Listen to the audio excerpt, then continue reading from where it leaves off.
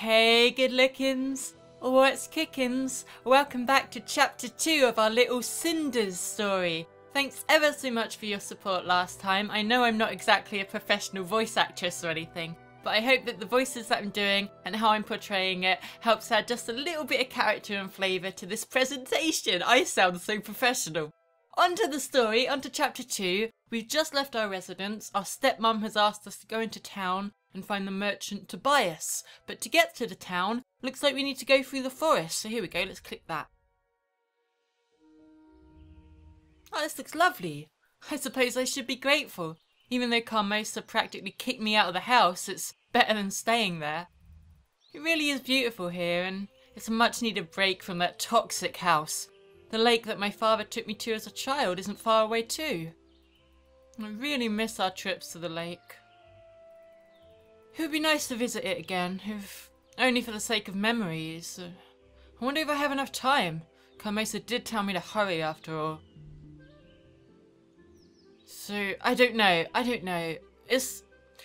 I guess I should add a bit more beauty to this day. I'm in a bit of a mess with the stepmom and everything. I just want to relax. It'll only take a few minutes, so we go to the lake. It'll be fine.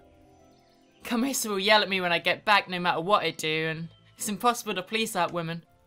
So, I suppose a trip to the lake wouldn't make a difference one way or the other. It's been so long since my last visit, and I do miss it. I'll go. I'm glad I chose to come here. This place is just as beautiful as it was when Father used to take me here. As a child, I knew that this place was magical, but I've outgrown fairy tales now. Still, there is something to this place. It feels enchanted. Maybe it's because it hasn't changed a bit since I was a little brat. I remember that Father he'd always leave a gift for the fairies every time we visited, and maybe I should do the same. Sure, why not? Let's do it. I wish I had brought something with me, but I don't really own anything that would make a proper gift anyway. Well, it's the intent behind the gift that matters more than the actual gift. As long as I'm honouring the fairies, they'll appreciate it. That's what Father would say. I guess he really was a big child deep inside. I think I'll weave a wreath out of some of the flowers here. I'm sure the fairies would appreciate it. Wow, this is coming along nicer than I expected.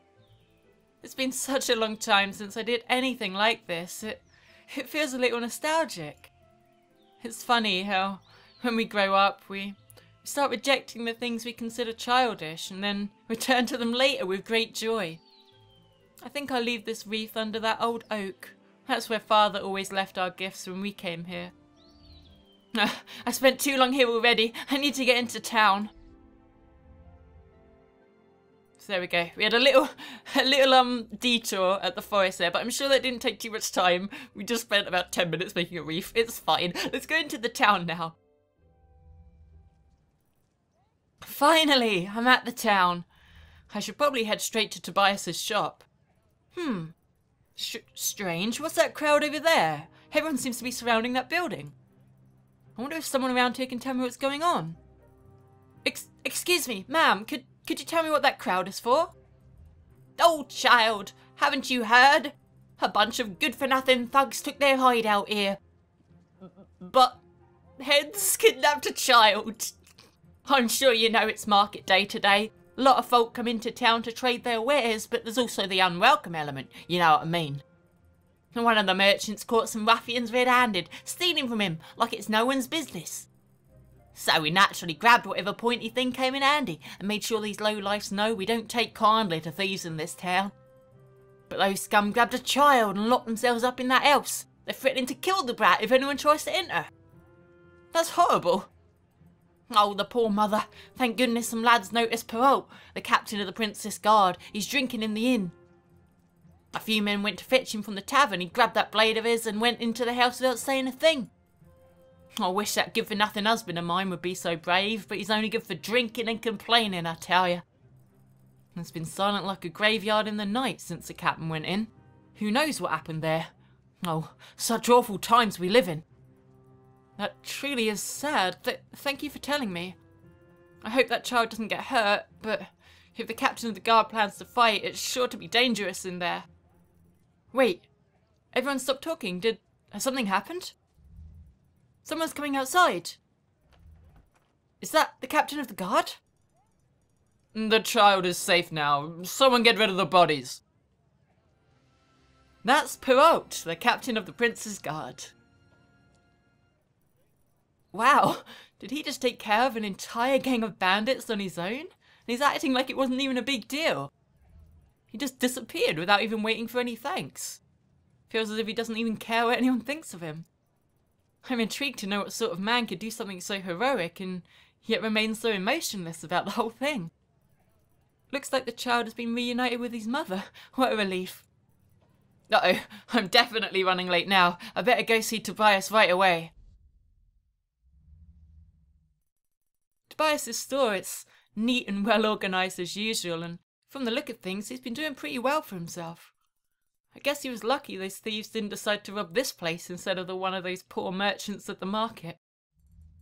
Hey, welcome, Cinders. Is everything alright? You seem a bit pale. I've just witnessed a terrible scene in the market. A group of brigands kidnapped a child and barricaded themselves in one of the houses. Heavens, did someone call the guards? Luckily, the captain was nearby and he resolved the situation quickly. With his sword.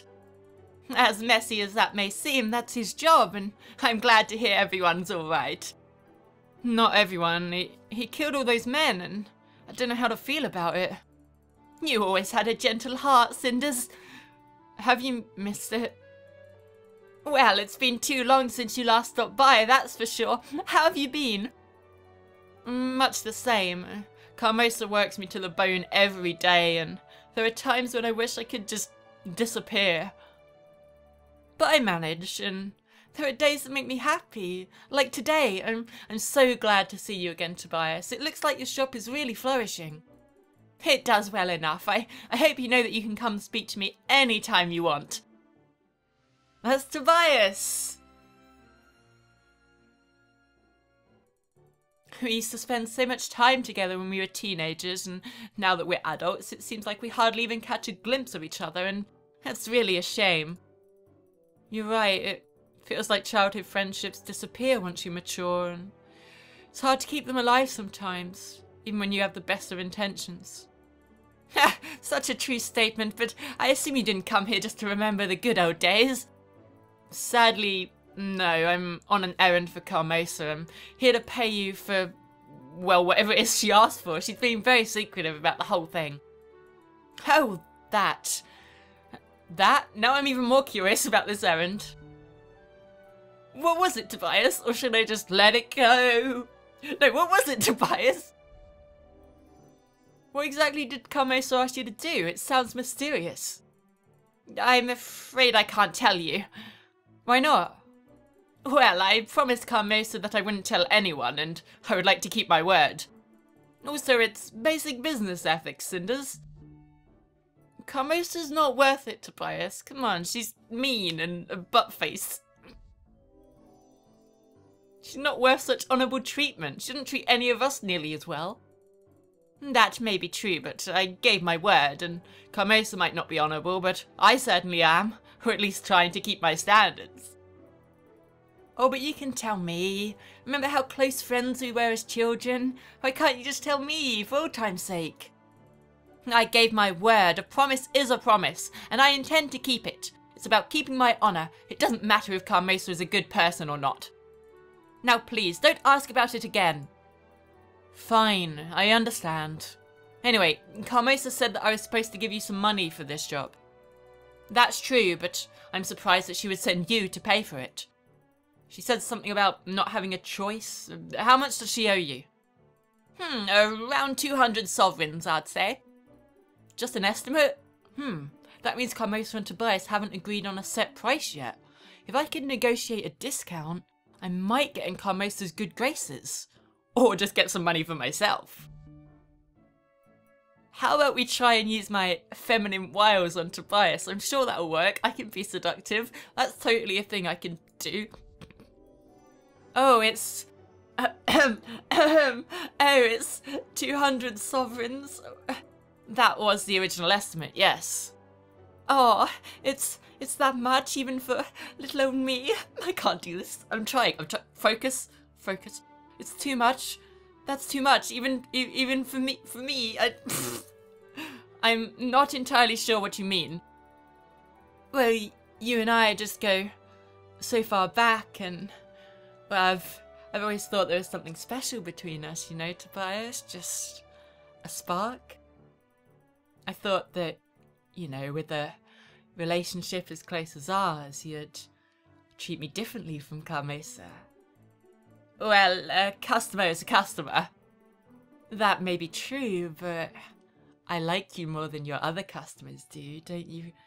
Don't you feel the same way about me, Tobias?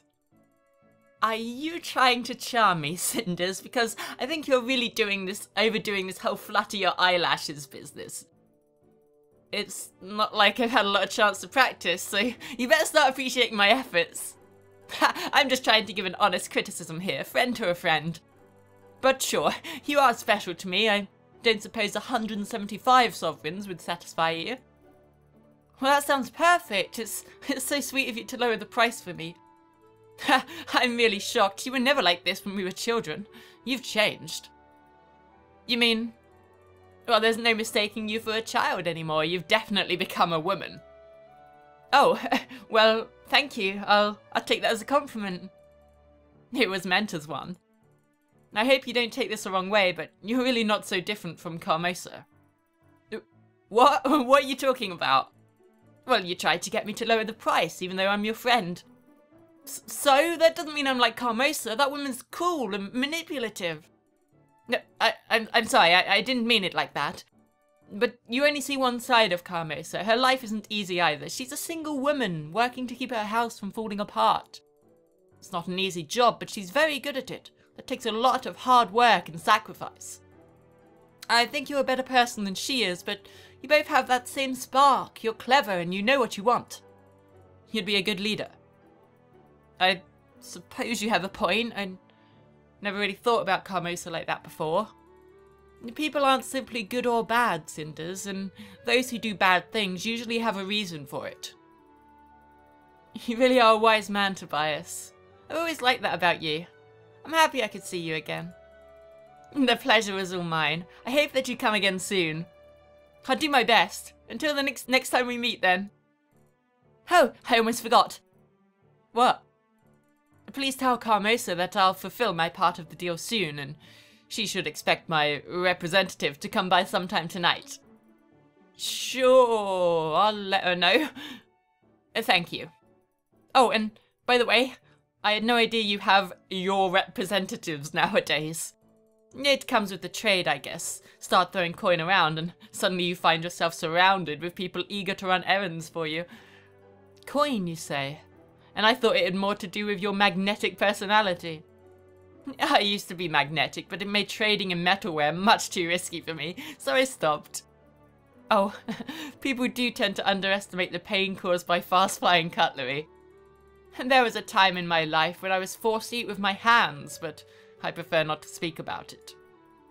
Oh, I've missed our talks, Tobias. Me too, Cinders. I hope I'll see you again soon. I hope so too. Take care, friend. I really miss the old days when Tobias and I played together. I'm so glad I can see him again. And I even have an extra 25 sovereigns for myself. I can stop by the tavern and treat myself with this money. But if I brought it back to Carmosa, I'm sure she'd appreciate it too. What should I do with the extra money? I mean, I haven't been in town for ages. I might as well just make a day of this. I've been to the lake, I've been to see Tobias. Let's just go to the inn as well. This place looks so full of life. Although, to be fair, it is a little bit shady too. I hear that this inn attracts some of the less honest people in town, but at least it's exciting. People here actually know how to have fun. It's nothing like that stiff and proper place that I'm forced to call home. Carmosa and her daughters are all too proud to do anything fun. Well, I'm not going to be like that. I'll order a huge meal and a beer to go with it. Oh, Captain the Guard's still here. He's all alone in the corner. I wonder if he'd let me sit with him. Shall I approach? I think I'll approach him. I think he deserves to be thanked for what he did earlier. I'm already spending time drinking beer at the tavern. I might as well just take the plunge. Well, he's looking at me at least, but he's not even talking. Hello? Hello. Do you mind if I sit here? There are plenty of free tables in here, but it seems like you've already made up your mind. Thank you. I just wanted to chat with you if that's okay. Are you really the captain of the Prince's Guard? I am. The king appointed me to this position himself. Ever since his death 2 years ago, I've served the prince. And how is the prince doing? What's it like to serve under him? Do you like it? He's the prince, my ruler and liege, and that's all that matters for me. Oh, I see. I saw you rescued that kidnapped child this morning. That was really impressive. It was simply my duty. I suppose. Did you really have to kill the bad guys, though? Was it really necessary for you to kill them? Surely you could have let them live. It was not my choice. They chose that path when they put an innocent life at risk. I'm sure those bandits were just desperate and not thinking clearly. It's cool to take someone's life just because of a poor decision. That's a fair argument, but what would you have me do? Would you rather risk the life of the child who did nothing wrong? Or better yet, should I leave the fate of the bandits and child to the crowd? What if they tried to break in and the bandits decided to kill the boy? Or maybe the crowd would burn the house down and everyone would have died slowly. At least by my sword, those men were given a swift death. It's my duty to uphold the peace, and that is what I did. Your words may be correct, but your way of thinking is flawed. You hide behind your duty, but it's still your choice to spare a life or take it. Can you really sleep well with just a flimsy excuse as duty? You have an interesting way of thinking, and it's nothing I've considered before. You're an interesting girl. Might I know your name? I'm called Cinders. An odd choice. Well, my name is Peralt. My father used to call me that because of my hair, and now it's stuck, though when my sisters address me by it, it sounds more like an insult. I see, then I wish you well, Cinders. Peralt is so unusual. On the surface, he might be considered cold or cruel, but he does take his responsibility very seriously. Being the captain of the Prince's Guard can't be an easy task. Well, I should probably return to my meal before it grows cold. And then I should head back home. It's getting late. So there we go. I guess that's a nice place to close chapter 2. We headed to the forest and then into the town. We met Tobias. We had a little chat with Peralt, who did a very heroic thing earlier. Sort of. And now we're going to head back to our stepmom and kind of just hope that we haven't stayed out too late and she doesn't yell at me. Not exactly looking forward to that. But thanks ever so much for watching me today, and look forward to chapter 3 coming to your face holes YouTube box very soon. Bye.